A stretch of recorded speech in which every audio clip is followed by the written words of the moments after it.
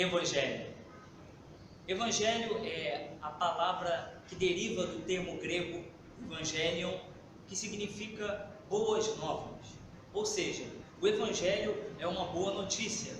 Mas que boa notícia é essa? De qual boa notícia nós estamos falando? Bom, se você é curioso como eu, você já deve ter percebido que se existe uma boa notícia, é porque existe uma má notícia. E é com ela que eu quero começar hoje. Qual é essa má notícia? A má notícia é que, por conta do pecado de Adão e Eva, o ser humano foi infectado com o pecado, o gênero humano foi infectado. Assim, o pecado passou como uma doença hereditária, de pai para filho, de mãe para filha, e nos atingiu e é latente e real na nossa vida hoje. Quando a gente fala do pecado de Adão e Eva, a primeira coisa que as pessoas já botam para fora é: caramba, o que eu tenho a ver com o pecado de Adão e Eva? O que eu fiz? Foram eles que pecaram, eles que erraram. O que eu tenho a ver com isso? Uma coisa interessante que eu li no livro de C.S. Lewis, um dos meus autores favoritos. Ele escreveu um livro intitulado Cristianismo Puro e Simples. E na abertura do livro, o primeiro capítulo, ele dedica como tema e ele aborda a lei da natureza humana. Em miúdos, simplificando, o que essa lei quer dizer?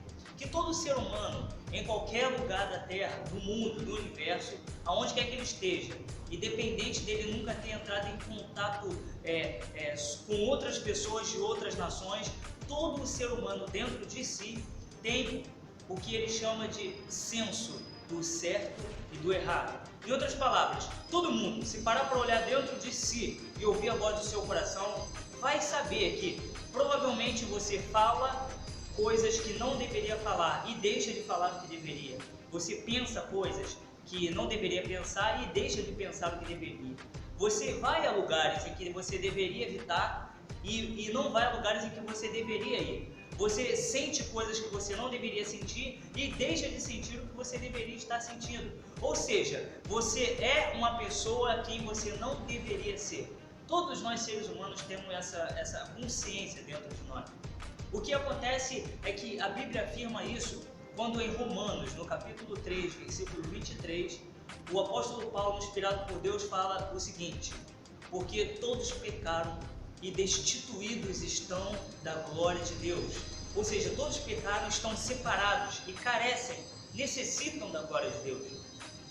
Quando Deus olhou para a terra, e ele complementa isso em alguns versículos anteriores, Deus olhou e não viu um justo, nenhum sequer, nenhum, um pastor, um padre, um bispo, um santo, não teve ninguém. Deus olhou para a terra e não viu um justo, nenhum sequer. E ele fala: todos pecaram, todos juntamente se uniram e se fizeram inúteis.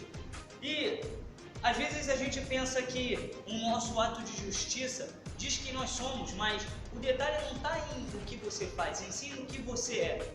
É por isso que Isaías, capítulo 64, no versículo 4, vai dizer o seguinte: que nós somos como o boi imundo, e os nossos atos de justiça como trapos de imundícia.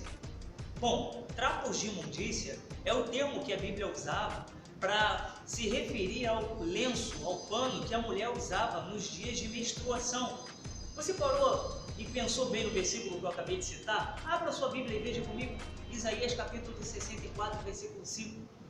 Vai dizer que somos como o imundo e que os nossos atos de justiça são como trapos de imundícia.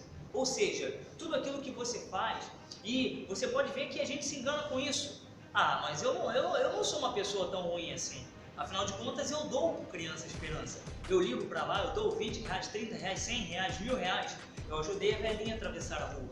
Eu sou educado com meus vizinhos. Eu distribuo quentinha para os necessitados na rua. Eu sou uma pessoa que leio a Bíblia. Eu tenho a minha religiosidade dentro da minha casa e eu tenho os meus momentos de oração. Só que, querido, não está associado ao que você faz. Está associado ao que você é. Pessoas ruins também conseguem praticar atos de justiça. É por isso que Deus, ele nos igualou e todos nós colocou no mesmo lugar debaixo de uma grande nuvem chamada pecado, porque não somos justos, nós somos pecadores. Então, antes da gente continuar com essa série O Evangelho, eu quero te deixar com essa má notícia. Eu sei que é ruim, como disse John Piper, você dormir com uma má notícia, Mas o que eu quero que você saiba e desperte na sua consciência hoje é o seguinte: você é pecador. Você é alguém que carece de Deus.